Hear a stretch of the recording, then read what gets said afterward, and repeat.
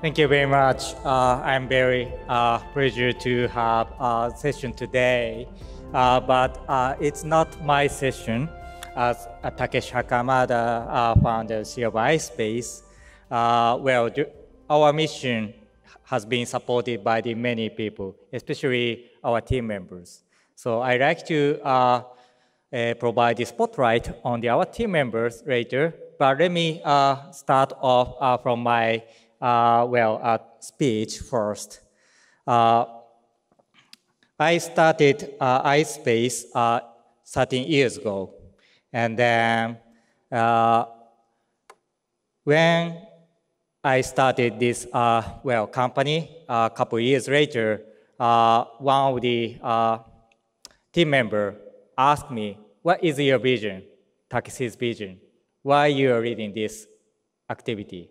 And then I need to find my answer. And then I think that that should be more like not my own vision, but the vision everyone can agree on.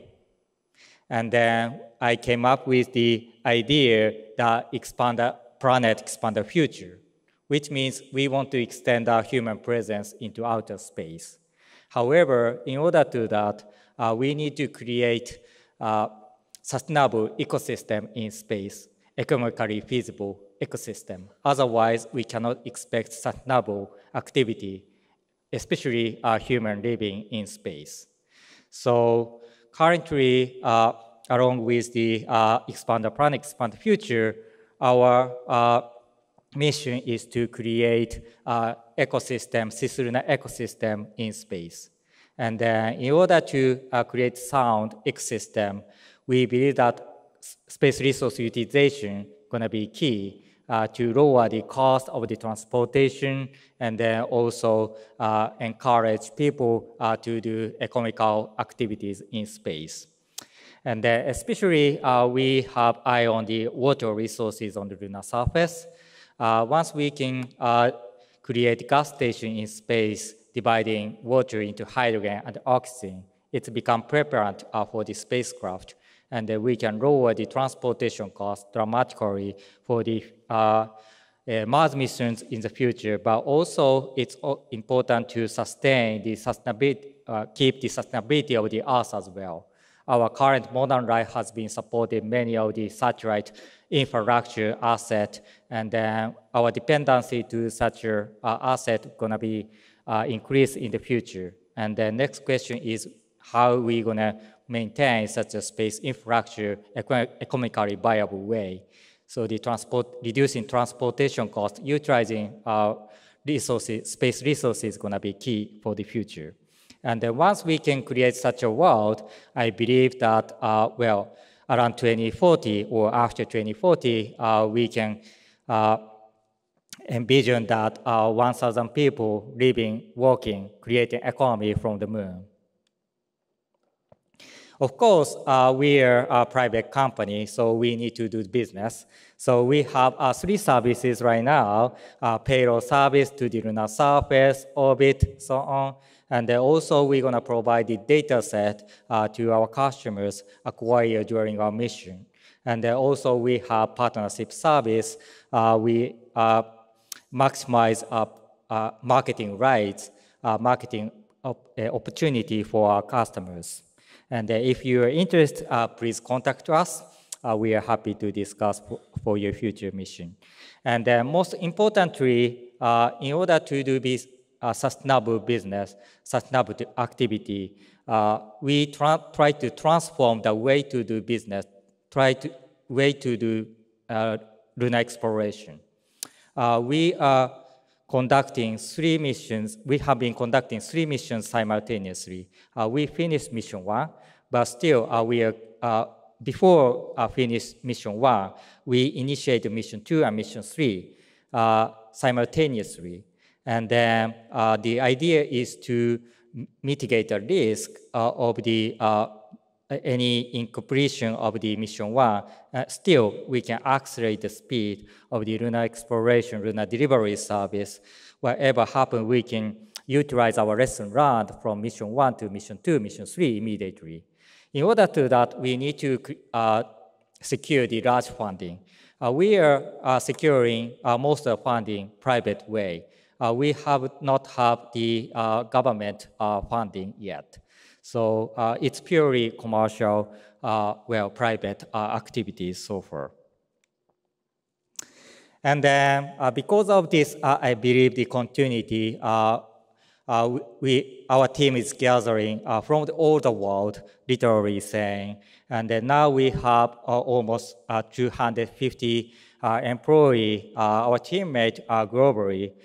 We have, and then very great diversity, including nationality, background, so on. And then I encourage this diversity because the lunar exploration missions require international partnership, collaboration pretty much. So we want to become the living example of the international cooperation, collaboration as a company. And then first mission, we did very great job. And then I am leader of this company. So usually I'm going to speak about the mission. However, I'd like to today welcome my teammate to share their experience to you guys. And then I want to provide spotlight on them. And then I'd like to first welcome Yoshi Hitachi. Please come on stage.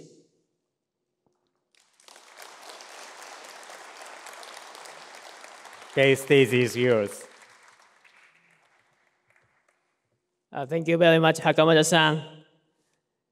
So, after serving as a GNC engineer in NEC Corporation in Japan, I was so attracted to Hakamada-san's vision and Ispace vision. That's how my story began. So I joined Ispace in 2019.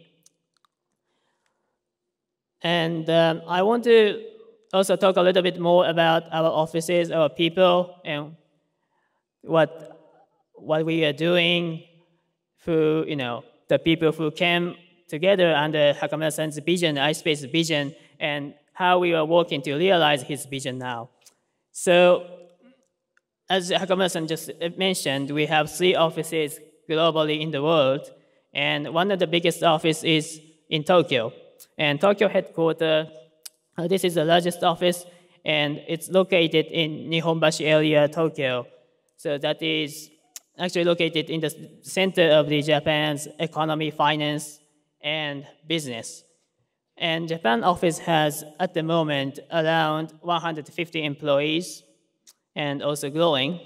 And we developed our Series 1 lander for Mission 1. And at the moment, we are also developing the second Series 1 lander for Mission 2. And we also have an office in US, located in Denver, Colorado. And this is the second largest office at the moment, and we have about 80 employees. And working at the moment, for the Apex 1.0 lander, what we are previously calling Series 2 lander for our Mission 3. And also we have an office in Europe, and sometimes we call it Luxembourg office. It's located in Luxembourg, and it has a relatively smaller number of people, 30 employees, but the office is also playing a very important role for our future lunar exploration and developing the micro rover for lunar exploration for Mission 2, and of course for the future missions as well. So, and today I want to talk about Mission 1. So that is our first mission which was launched December 11th last year. And those are the pictures from those launch. And look at how beautiful it is. So this beautiful picture of the Earth was actually taken by one of our customer payload camera. So then when it comes to the payloads, of course, the mission 1 didn't go to the moon just empty-handed, but we also went there together with a lot of payloads. And mission 1 had several payloads from government and commercial, and our payload service doesn't just consist of bringing something to the moon, but also at the same time, we communicate and coordinate with those customers to integrate each payload into its lander and its systems. Okay, and then, by the way, this is a picture of me in the Mission Control Center. And then this green mascot here is a little Godzilla. And it is actually sitting in my system console in the mission control room and watching the entire mission 1. And from some point, it became our guardian of the mission. And then, so M1 was really a mission of first. So it is a mission first privately founded commercial mission to reach the moon. And it's also the first entirely privately designed lunar lander. And it is also the first mission first commercial mission that reached 1.4 million kilometers from the Earth. So we are very proud of those achievements. And here then I would like to show you the video of our mission 1 launch.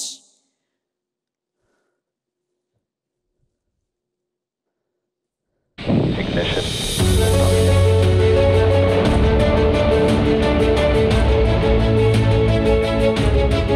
The Ispace Series 1 lunar lander is now on its way towards the moon.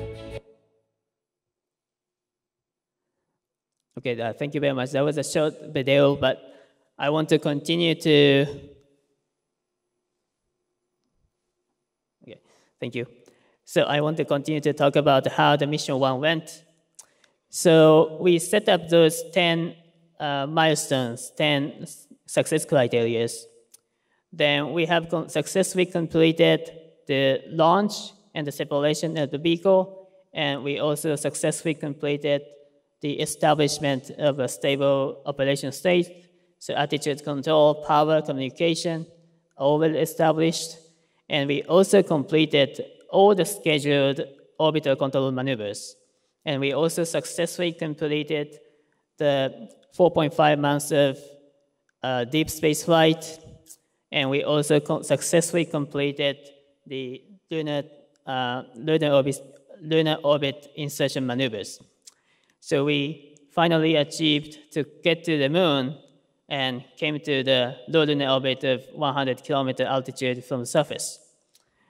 But unfortunately, as you know, we could not complete success 9 and 10. And then we're going to talk more about it.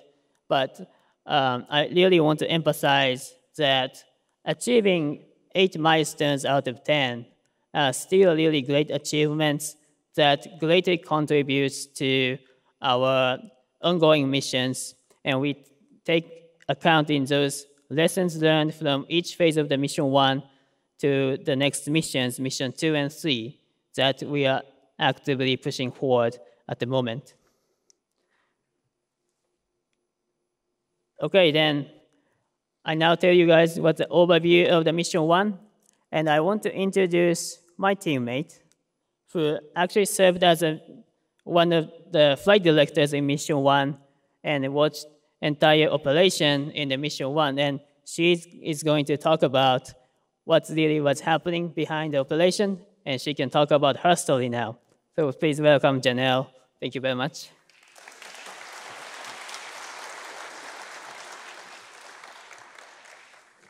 Thank you so much, Hitachi-san. Thanks for the introduction. Just like he said, I've served as one of the flight directors of our very first mission to the moon. And it's an experience I will never forget, and that today I would like to bring you behind the scenes so that you can experience it just like me and my team did. So let's just start from the beginning here, which is where we were, a team that was actually separated. So back when I joined Ispace in 2022, early 2022, the borders of Japan were actually closed.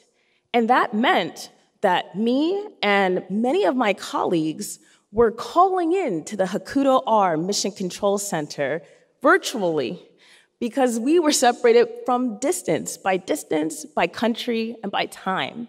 So in this actual picture here, we were finishing up one of our simulations, prepping for our launch happening just later at the end of that year.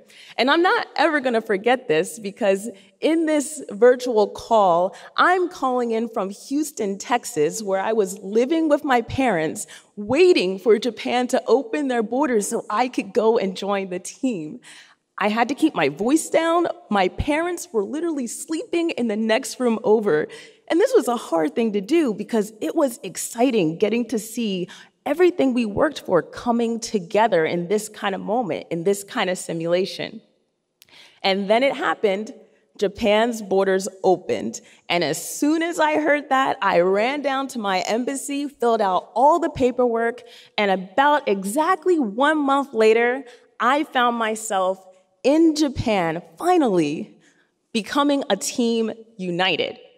This is a good picture of our team. It's not necessarily everyone, but it's pretty close to it. And when I say a team united, I really mean it. Because when we were calling in from all over the world, I mean, just looking at the faces you see on the screen here, we have representation from all over. I mean, I see Israel, I see Belgium, I see Spain, England, Hong Kong, Japan, of course, America, that's me, India, Thailand. We really came from all over. And you may be thinking, how can a team that's so diverse really be able to work together? You know, you were only able to come together now, and I'm talking 6-7 months before our first mission ever launched. But our backgrounds coming from Lockheed Martin, coming from JAXA, coming from NASA, coming from ESA, they really did bring us together. Those differing experiences united us into one goal, and that was to land on the moon. Now, not only were we a team that finally were able to work together physically in one place, but we became a team that was dedicated. And this happened because, well, our trajectory to the moon was a low-energy transfer orbit. And what that meant is we had 4.5 months of operating our lander. Every single day, holidays, weekends, nights, mornings, you name it, we could find ourselves, at least a couple, in the Mission Control Center. And during all of this, I was taking pictures to kind of document our experience. Here you can see a couple of them. There's a Christmas tree in one, and that's because, yes, we were in the Mission Control Center during Christmas. We were there in the middle of the night. I slept on the couch quite a few times to make it through. And I'll also tell you this, I'm not that proud of these pictures because my hair doesn't look the best and I was a little bit tired. And I can tell you, I stopped cooking for myself. I was relying on Uber Eats for everything.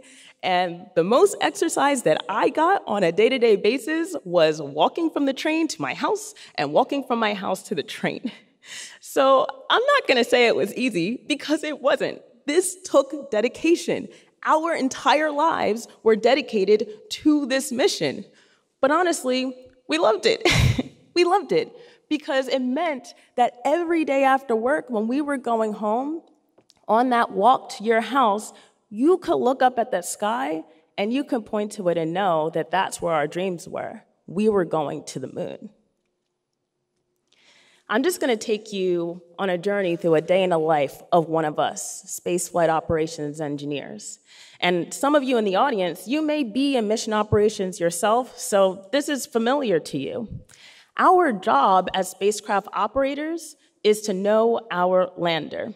It's our job to command and instruct the lander to do very specific tasks so that we can reach our mission goals. And it's also our job to, on a day-to-day basis, assess the health and safety of our lander to make sure all systems are performing as they should. And this is a job that requires vigilance. It's a job that requires close attention to detail. I really wish that we had a little selfie stick on our lander that we could look at any time of the day, but that just wasn't the case. What you had instead is what you see on the screen. You had plots, you had graphs, you had data points, temperatures, voltages, and you needed to be able to interpret this data in a way that was meaningful and told a story so that you understand what's going on. Now, spacecraft operations, if you're in it, is supposed to be boring, but we didn't gather here today at IAC to talk about boring space missions because the very nature of what we do is challenging. And we do it because it's challenging. So we went into our maiden mission knowing that there would be uncertainty, knowing that there would be unknowns. And we knew we needed to be prepared to face those unknowns as well. And so we had a plan to rely on logic and to not be reactionary when an issue did pop its head into our daily operations. And it started with what we called a rainbow sheet that had a red, yellow, and a green column. And this is where it began, where you triage any problem that you have so that you can determine very quickly if the response required needs to be immediate or if it can wait till next week or the next day. After you triage your issue, you have to determine if the spacecraft needs to be put in a safe state. This is also something that we did in real time and were able to complete. Next, we needed to investigate. This is where the fun starts because it's where you find the root cause of your issues. We would bring in, or they might be with us here in the control room, our subject matter experts, whether that be prop or avio or guido. The people who helped design and build this lander were always by our side. And once we got them the data that they needed, we would bring them together so we could discuss a plan of action. How do we recover from here? And after we get that plan, we were able to simulate it. And after the simulations were complete and we were confident in our answer, we could go ahead and execute. Looking at those results, we now knew if we needed to go back and reiterate again, or we have succeeded and are now able to move forward with lessons learned, which we gained so many of in the 4.5 months of operating this spacecraft.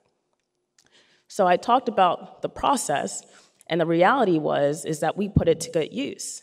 We were very, very excellent problem solvers, and it became apparent actually very early on in the mission. I'm going to share with you one instance where this team really did the amazing thing that enabled us to continue on with the mission and grant us a chance to go for landing. This was right after we launched. Right after we launched, my team, is in the Hakuda R Mission Control Center. Now, about half of us are actually in the room, and the other half, including me, was actually at home. And that's because we had to work in shifts. You saw the picture of our team. There wasn't a lot of us, actually. There was quite few, which meant that we had to use the resources that we had wisely. So we had our first shift in the mission control room watching the live stream of SpaceX launching us from Cape Canaveral. And I remember watching along at home in anticipation. I mean, if you've ever had a space mission and you are watching that rocket go off with your space mission, you know how it feels. Your heart is beating. I mean, it's beating about as fast as my heart was when I was waiting to come up on stage. And I'm telling you that when it's out of your hands, it almost feels like you're going crazy. You just want to know the end result. And there I was on my couch watching, just like everyone else, to know the end result. Were we going to turn on? Would our automatic sequence begin? This is step one to being able to get to your landing on the moon. And as I watched the live stream, I saw that our Hakuto R lander had begun its sequence. The landing gear began to deploy. You can actually see it in this picture here. My colleagues, my teammates, they're holding a paper model of our lander, and those little legs, they popped out. 1, 2, 3, 4. And I cried when I saw that. I mean, I couldn't believe it. It's like all this hard work, it was worth it. We turned on. And after I saw that, I went to bed. So, okay, it's up to them now. I'm gonna go to bed. I'm gonna be well rested because my crew is in charge of doing the first burn, our first maneuver. But back in the Hakuto R Mission Control Center, it was a different story.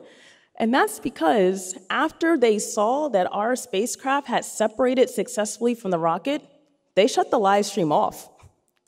So they never knew that the legs had begun to deploy. Instead, they were looking at their screens, those colorful screens of data, the telemetry, and they were waiting for that packet to arrive.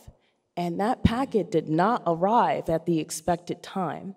So you can imagine now that that crew in that room was nervous, because what are you going to do? Our partners, our ground stations with East Track, they were doing all they could do. We were looking for our lander, it should be there, and we just waited. And they waited and they waited.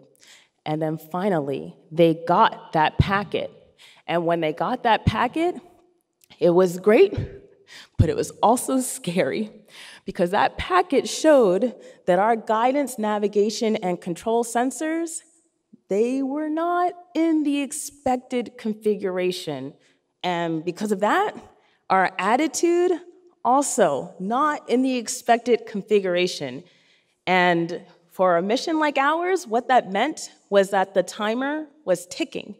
Because if our attitude is not getting sun to our solar panels, that means the battery is draining. And once it's done, it's done. So they were on a clock, and they had to work, and they had to work fast. And our team did exactly that. They troubleshot. They used that process. They did a process of elimination. They found the root cause of the problem. They recovered our attitude. And when I came in on the next shift, I was so happy to see that we had screens and we had data. They literally saved the mission. Incredible. And I mean, you don't forget things like this. You really don't. And it just goes to show that a team like ours could come together and solve anything that was thrown at us. And this is that moment, the culmination, the hugs, we finally did it. I can't believe I slept through all of this. But I'm so glad they got to experience it. And all of this really just led to us having time to master our spacecraft. I mean, it's a really good feeling to know you come into work every day, and every day you put in, you get something out of it. We were learning the ins and outs of our lander. I mean, it's one thing to do simulations, it's one thing to do tests on the ground, it's one thing to do rehearsals, but it's entirely different to fly this thing in space for the very first time and see exactly how the spacecraft and its software and its hardware respond to real-life circumstances. And I feel like this was highlighted when we were doing and performing our maneuvers. This is our meeting room right here. I think we just named it something, the Mission Control Cafe, because everyone comes in here to get their coffee. And so we would come into this meeting room to discuss all of the upcoming plans for the maneuver. As a flight director, it was my job to hear everybody's reports and then to confirm that every subsystem in the room was a go for the burn. And at this point, our focus was on what was our delta V, how long would we burn for, and what was our altitude at the time and how long would we be in it. All of this was going to tell us about the coverage for our antennas, the availability of our guidance, navigation, and control sensors. It's going to tell us if any components are going to be thermally impacted, and it's also going to let us know if our flight dynamics looks good for the rest of the mission. Are we going to be able to perform the remaining maneuvers required of us? And this is the room where it happened. And we were able to complete 7 maneuvers successfully. 7. All 7 of these were required in order to get us into the lunar orbit and also to give us a chance to go for landing on the moon. But our work was not just solving issues, preparing for these maneuvers and other activities. It was also things like this. Now, this is my favorite picture from the entire mission. I'm sure I'm not the only one on the team who feels this way, because just look at it. It's so unreal. I mean, I told you all earlier that we did not have a selfie stick on the lander. We did have cameras, and they pointed out, and they were our reminder that, yes, we are in space, and in this case, yes, we are at the moon. And there you can see that all of us are in this picture because that's our home planet. I remember because in the back room, one of my fellow flight directors was downloading the data from this image, and he was processing it. And he yelled out, hey guys, you gotta come back and see this. So of course I ran back there, and I remember looking and saying, oh my God, like that's the moon, and also that's the Earth, but also what is that black like thing that's on the Earth in that bottom left corner? And then I found out it was a solar eclipse taking place over Australia. This is a one-of-a-kind picture. That is so cool. This is the coolest thing ever, honestly. And then we got this amazing video. I mean, this is what tells you that, yeah, you're at the moon, and looking later, you can see its craters, the details. Like, this is real life. This is the culmination of our work. This is the result of it all. It's just a special thing to be operating something and getting to see the results of all your hard work just like this. And so now I want to bring you from the very beginning, we talked about the launch, all the way until now, our chance to go for landing on the moon. I mean, you see us all here in this room, and I was the flight director who was in charge of our landing operation. And I'll tell you now, it was the most difficult, challenging, and also the most interesting operation that I've ever been put in charge of in my entire career. And it was interesting for so many reasons. One, we had a lot of factors at play that we needed to contend with. When the world tuned into our live stream, you tuned into the part where we were hands off. The hard work had been done, and the lander was going to take off with its automated sequence and go for landing on its own. But what you may not have known is that the 16 hours prior to that beginning, it was my team who made it possible. So not only did we have to first give our spacecraft the best chance, give it the latest data on its location, position, velocity, but we also had to prepare as many contingencies as possible so that we gave ourselves a fair chance to go for landing.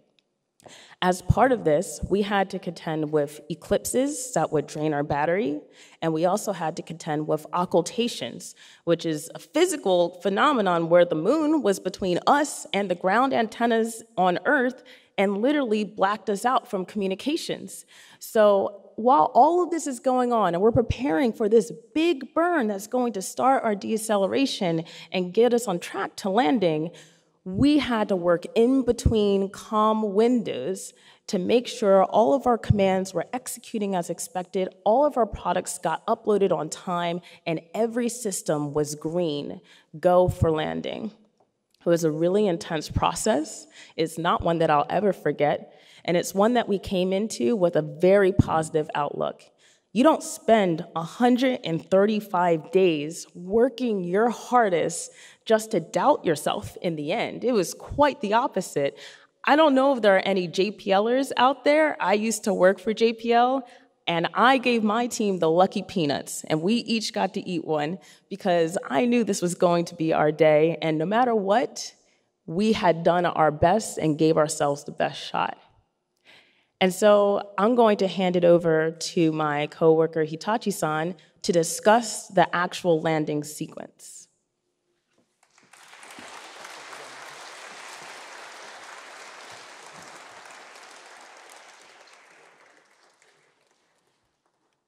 Okay, thank you, Janelle. And I would like to talk about this landing sequence. So the Ispace Mission 1 landing sequence consists of 6 different phases. So in phase 1, we start off from what we call deorbit insertion, DOI. So DOI is a very short burn of the main engine system to deorbit the lander from the low lunar orbit. And we're starting off from altitude of 100 kilometers. And after this burn takes actually less than 1 minute, and it's really, really short burn. But this is a really important first step of the entire landing sequence. And then it goes on to phase 2. So in phase 2, the lander cruises and coasting. So the altitude drastically dropped from 100 kilometers to 25 kilometers at the end of the phase. But it's still keeping a velocity because the main engine is kept inactive during this phase, and only the attitude control thrusters are controlling the vehicle attitude during this phase. And it's also important to note that this phase takes approximately 40 to 45 minutes. So the most of the time of the entire landing sequence is actually the coasting phase. Then at the end of the phase, it finally reaches at 25 kilometers from the lunar surface. Then the lander starts braking. So the lander now activates the main propulsion system again to slow down the speed of the lander about from 6,000 kilometers per hour to 380 kilometers per hour. And also that the altitude also drops from 25 kilometer to 3 kilometers in this phase. And this is happening approximately from the 30 minutes before the touchdown until 2 minutes before the touchdown. Then phase 4. So in phase 4, the lander still keeps braking burn, but it assumes a vertical orientation of the altitude and to make all the assist thrusters point down to the lunar surface and to get prepared for the final and terminal descent phase. So in this phase, velocity also drops from around 380 kilometers per hour to 120 kilometers per hour. So it's now the changing the velocity from the kind of Shinkansen speed to the normal train kind of speed, normal rapid train speed, and altitude also now comes down to now only the 1 kilometer from the lunar surface during this phase. Then phase 5. So this is the terminal descent phase, and at this moment, the velocity now the changing from 100 kilometers per hour to only like 70 kilometers per hour. So it's now changing to like bicycle riding speed, and altitude is now getting very close to the moon. Now it's only 20 meters above the surface at the end of the phase. And the final phase that concludes the entire landing sequence is, of course, the terminal landing. And at this point now, the velocity is really at the working pace, and we shut down all the main engines, and we only rely on the assist thrusters to do the final adjustment and for the soft to perform the soft landing. Okay, so this is the landing phase, and the result of the landing. So as you know, so we could now complete this Success 9 and also Success 10, unfortunately. And all the findings of the anomalies that occurred during that phase are publicly available, and in the Mission 1 final report that we publicly published in the press. But basically what happened is that the lander completed all the process for deceleration and also reduced the speed to 1 meter per second. So it really came to the really end of the phase, but unfortunately, when the lander reaches the 1 meter per second speed, the total altitude was still approximately 5 kilometers from the lunar surface. So it basically stops there, the lander thinking there is a surface there, but the actual surface is 5 kilometers below the lander. So then, by continuing the terminal descent phase for the soft landing, and just lander consumes all the fuel, and eventually it ran out of the propellant and resulted in then the hard landing. So basically, those findings revealed that the problem was on the software, not on the hardware side. But at the same time, Ispace was responsible for the program management, that we basically changed the landing site after the design complete, that resulted in its unsuccessful landing. But anyway, we are taking those, the feedbacks into account and reflect them to the future missions. And by the way, one kind of lucky thing or fortunate thing in this unfortunate event is that we actually had all the telemetry data during this phase, and that is a really precious source of the information that gave us a lot of information. And by this data, we could reveal what happened, and we learned a lot from those data. So this was a really precious experience, and this is a really precious data that we got. Yes. So then,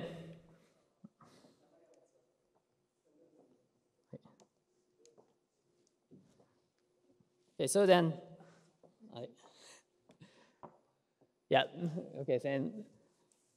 I want to welcome Janelle back to the stage again to complete our story. Thank you very much.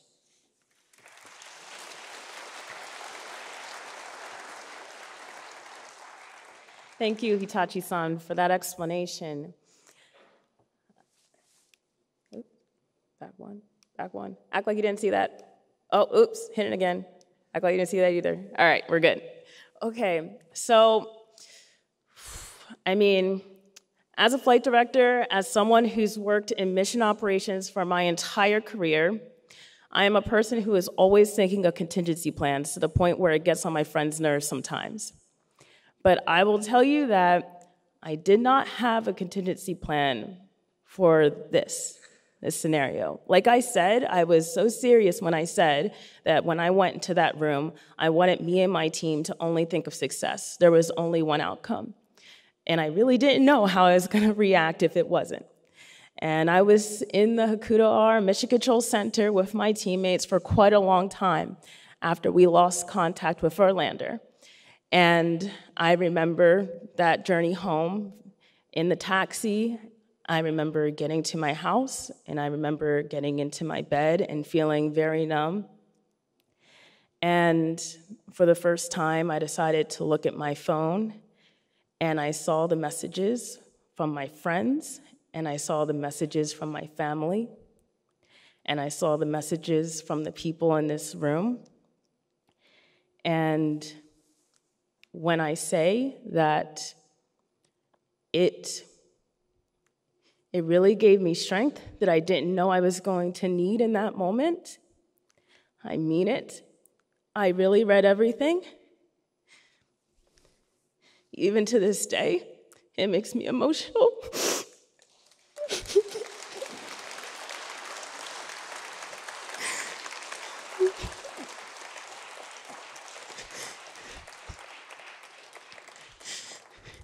Your support really meant the world to me and my team. We really worked hard, and we really gave it our all. So for you to reach out in the way that you did, I had no idea. I mean, we were in the mission control, and the cameras were there, but in the moment, you don't even notice. You don't notice anything. I don't even think I've watched the full live stream myself. But this made it real to me, the fact that people from around the world supported us, and you really meant it. My colleagues, people I didn't even know were reaching out, and this was powerful. And I just want to give a shout out to Israel right now for their successful landing on the moon, because everyone at Ispace watched that.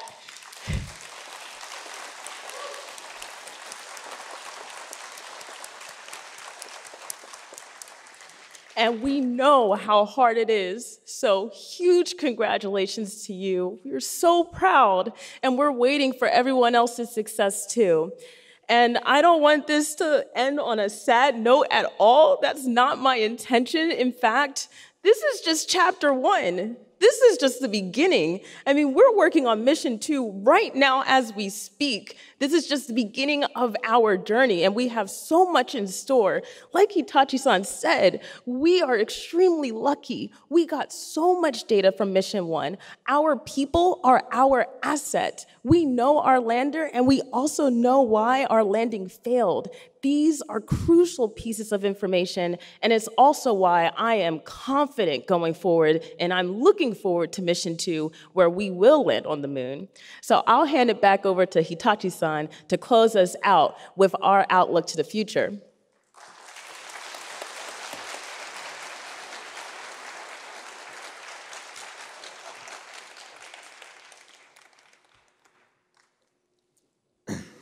Thank you very much, Janelle, and thank you very much to the audience. So we are moving forward from mission 1. So I want to talk about mission 2 and beyond. So for mission 2, it is now planned for 2024. So it's next year. So it's coming.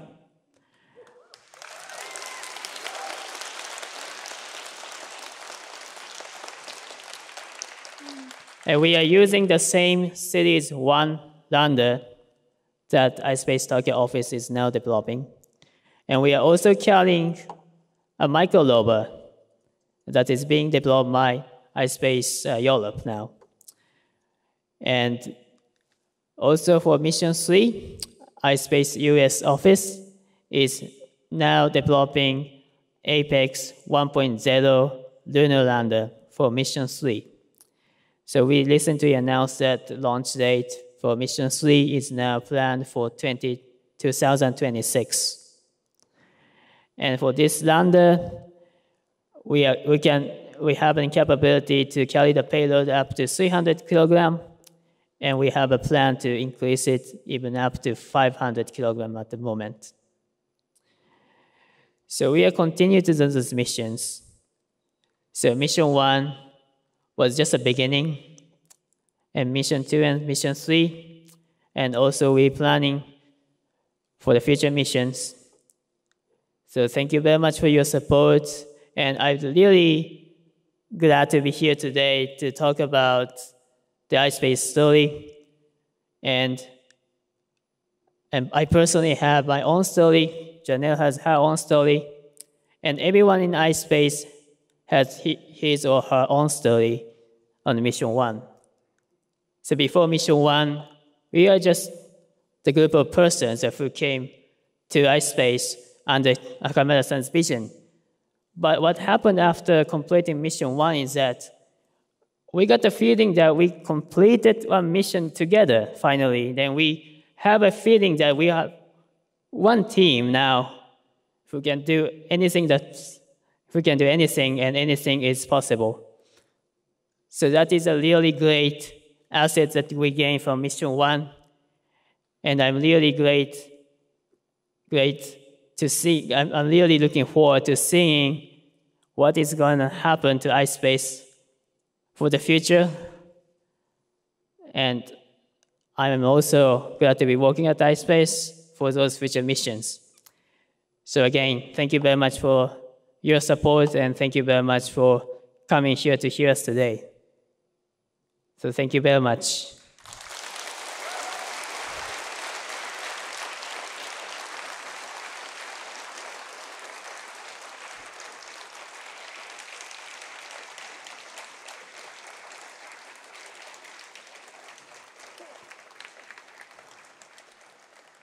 Seems like I forgot to go over the one last slide.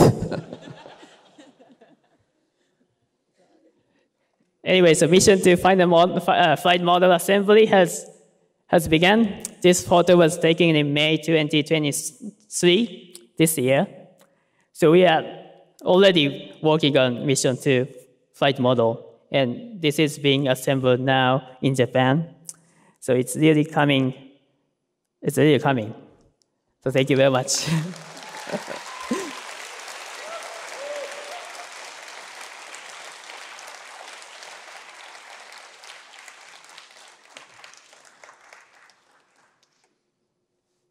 Okay, so now I think we are going to take some questions from the audience.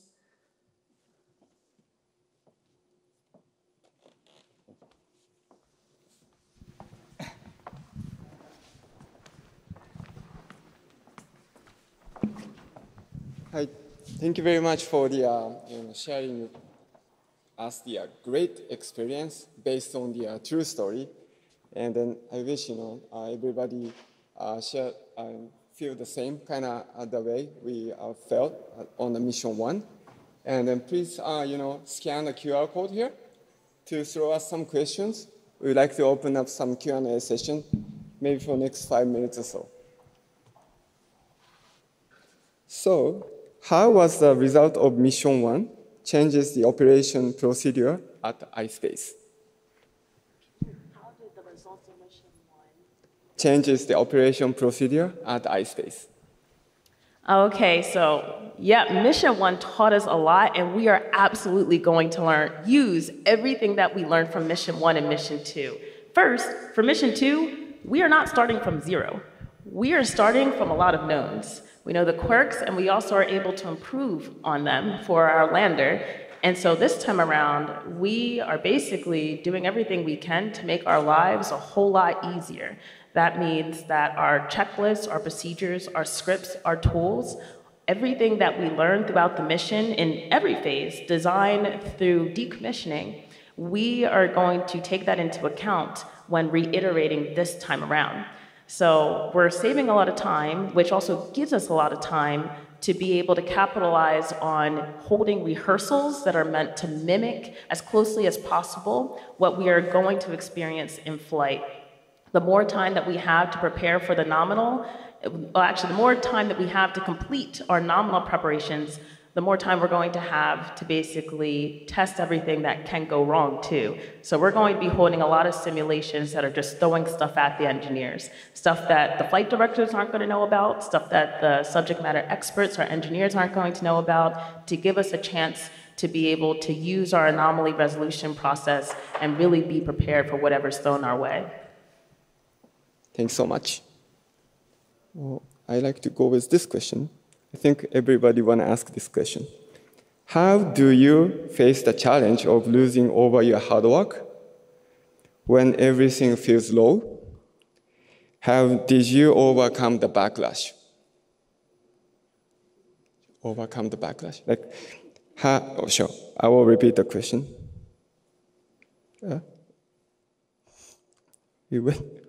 Let's go away. So how do you overcome the backlash? Even though you did the hard work on your mission, right? And then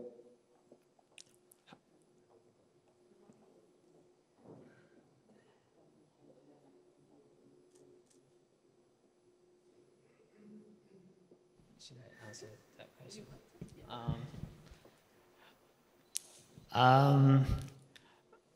I don't know if I had really the backlash, honestly speaking. Of course, at the day of the landing failure, I was actually on the live stream event, and I was not in the MCC. Janelle was in the MCC, and watching the how everything was going. And after we found out what happened, I couldn't really say the word at the moment, and after all the event, and we had several meetings and talking about the anomalies, and after that, I came back to the hotel. Then I just slept. Honestly speaking, I didn't really see this as a failure. I mean, of course, on the day that day, I was sad, and also I feel like I lost a lot of things. But then, at the same time, and I was alone at the hotel, and I feeling really sad. But then after that, I came back to the MCC there, then seeing all the people there, including Janelle. And when I saw this, when I met them, I feel like, I was really proud to be proud to be as a member of that team, and all the things that I was depressed, that has certainly gone, and that is, then I really feel that we didn't lose anything, and it's just, we can start it again. Then we learned a lot, and we can start it again. Then now we have this great team. That is the feeling that I got when I saw those people working in the MCC. So I don't know if that answered your question, but that's my experience of that day. So yeah, thank you. Thank you so much.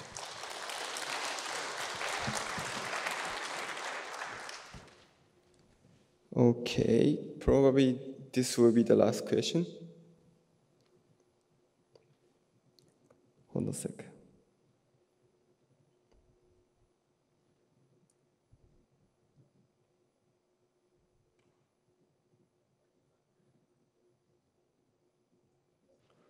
Will the Ispace rover of Mission 2 host any payload? How far it is development?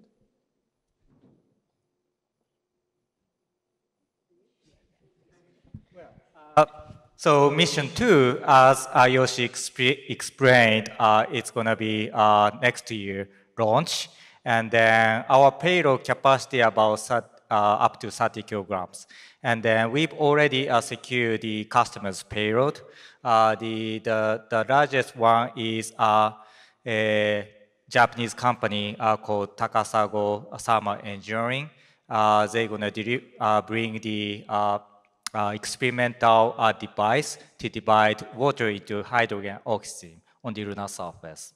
And then this is going to be very important experiment for the future of the space resource utilization. And then also we have other payload from another Japanese company to test their, how can I say, the food production system on the lunar surface. And also we have a component from the Taiwanese university to test their component during our flight and on the surface. And then Mission 2 is fully manifested, and then we are looking for the more payload for our future missions, Mission 3, and then further missions. Thank you very much. Due to the limited time, we need to close the Q&A session now on. But we have a booth at the exhibition center, so please come by to ask any questions you have. So I really want to have a microphone back to Hakamada-san for closing remarks. Thank you. Well, right after the first landing attempt in April, we hold all-hands meeting internally at Ispace. And then first message I delivered during the all-hands meeting was we really become one team through this challenge. And then, as Janelle explained, we are separated from at the beginning. And then we started this challenge around 6 years ago. And only 6 years, we achieved this great things together from scratch. I'm really proud of my team. And technology is important. However, everything is humans, people's going to do. And well, so people's determination, commitment, action change the story, history. And I like to tell, never quit the lunar quest. We will continue. And I want to thank you, Yoshi and Janelle, today share their story that I think very inspirational. It's all about people. It's all about the story behind the people. And we will continue this journey. Thank you very much. And at the end, I have many teammates today. So I'd like to ask everyone, Ispace team, come on stage.